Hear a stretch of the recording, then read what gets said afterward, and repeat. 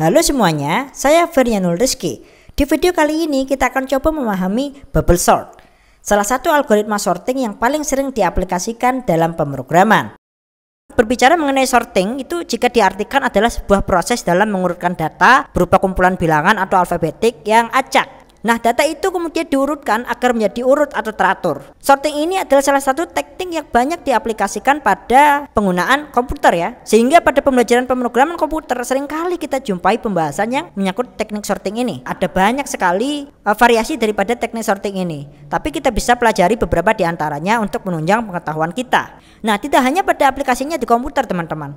Dalam kehidupan sehari-hari, proses sorting juga seringkali kita temui. Teman-teman bisa ambil contoh fitur kontak yang ada di smartphone kita. Nah, proses sorting itu diaplikasikan pada pengurutan nama berdasarkan alfabetik ataupun berdasarkan numerik.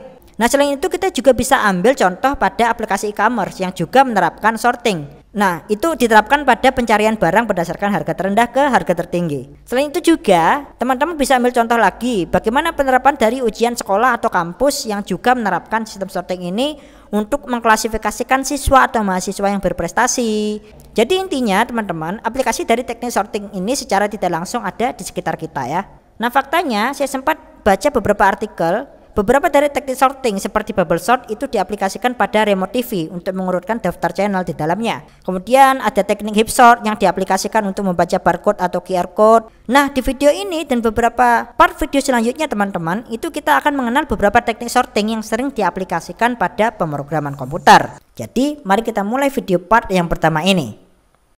Inilah sekumpulan data angka yang akan kita sorting dalam urutan naik atau ascending menggunakan bubble sort. Prinsip kerja dari algoritma bubble sort sangatlah sederhana. Yang harus kita lakukan adalah membandingkan dua angka yang saling berdekatan. Jikalau angka di sebelah kiri lebih besar dari angka di sebelah kanan, maka posisi dari kedua angka tersebut akan kita tukar atau swap. Nah, di sini kita bandingkan 89 dan 45.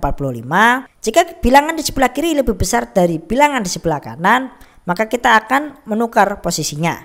Nah, pada kasus ini kita anggap 89 ada di posisi ke J dan 45 ada di posisi ke J plus 1. Logikanya adalah jika dalam kasus AJ lebih besar dari AJ plus 1, maka kita akan melakukan swap atau menukar posisi. Inilah konsep utama dari bubble sort.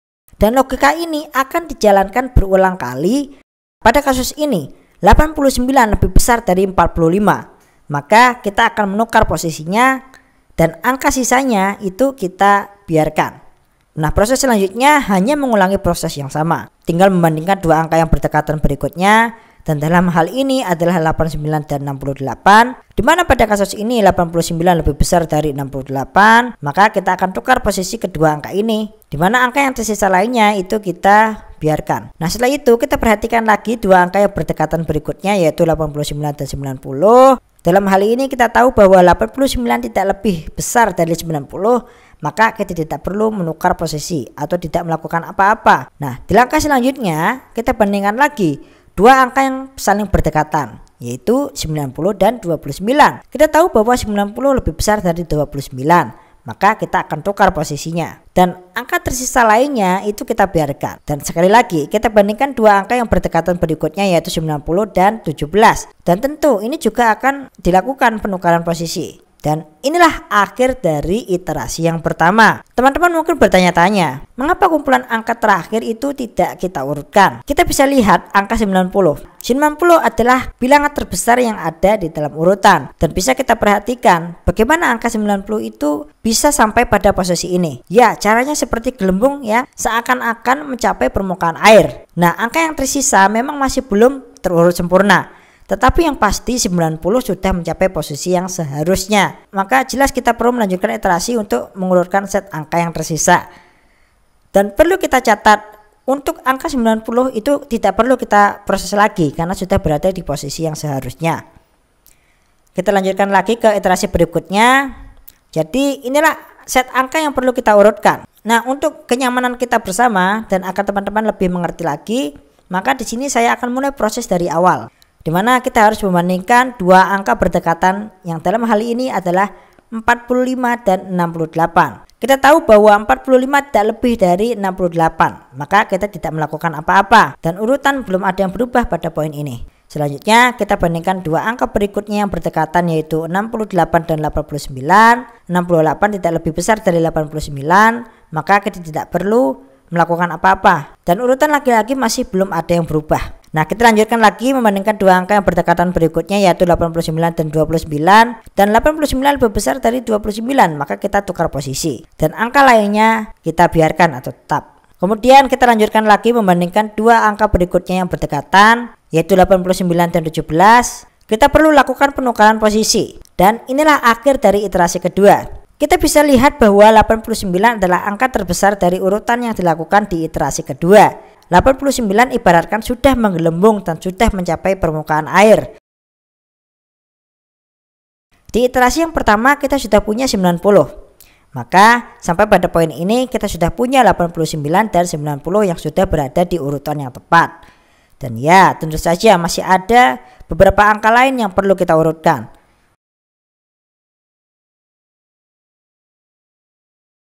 Jadi langsung saja kita lanjutkan ke iterasi berikutnya. Bandingkan dua angka yang berdekatan, yaitu 45 dan 68. 45 tidak lebih besar dari 68, maka kita tidak melakukan apa-apa. Urutan tidak ada yang berubah pada poin ini. Lalu kita bandingkan lagi dua angka yang berdekatan berikutnya, yaitu 68 dan 29. 68 lebih besar dari 29, maka kita tukar posisi. Angka yang tersisa lainnya itu kita biarkan saja. Oke, kita lanjutkan lagi. Kita bandingkan dua angka yang berdekatan berikutnya, yaitu 68 dan 17. 68 lebih besar dari 17, maka kita akan tukar posisinya. Inilah akhir dari iterasi ketiga. Nah, bisa kita perhatikan dalam iterasi ketiga ini 68 adalah angka terbesar dan sudah menggelembung dan mencapai permukaan air. Dan kita tahu bahwa di dua iterasi sebelumnya kita sudah menempatkan 89 dan 90 di posisi yang seharusnya. Maka sekarang kita punya 68, 89 dan 90 yang sudah terurut di posisi yang benar. Tentu saja masih ada angka tersisa yang harus diurutkan. Maka kita lanjutkan lagi dengan iterasi keempat. Kita bandingkan dua angka berdekatan lainnya, yaitu 45 dan 29. 45 lebih besar dari 29, maka kita akan tukar posisinya. Dan angka tersisa lainnya itu kita biarkan. Kemudian bandingkan lagi dua angka berdekatan lainnya, yaitu 45 dan 17. 45 lebih besar dari 17, maka sekali lagi kita akan menukar posisinya. Pada iterasi keempat kita mendapatkan 45 sebagai angka tertinggi yang kemudian diikuti dengan urutan angka sebelumnya, yaitu 68, 89 dan 90 yang sudah ada di posisi yang tepat. Jadi yang harus kita lakukan sekarang adalah mengurutkan angka-angka tersisa ini di iterasi berikutnya.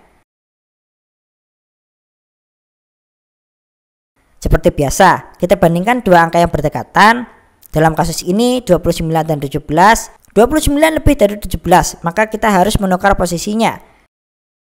Dan 29 adalah angka yang tertinggi pada iterasi ini. Kemudian diikuti dengan 45, 68, 89 dan 90. Sekarang bisa kita perhatikan bahwa setiap angka sudah berhasil kita sorting dengan posisi ascending atau dari yang terkecil ke yang terbesar. Dan yang menjadi pertanyaan terbesar sekarang adalah bagaimana cara kita mengimplementasikan semua ini ke dalam bahasa pemrograman, baik itu bahasa C, Java atau Python. Nah, jika teman-teman ingin mengetahuinya, maka silakan simak video berikutnya.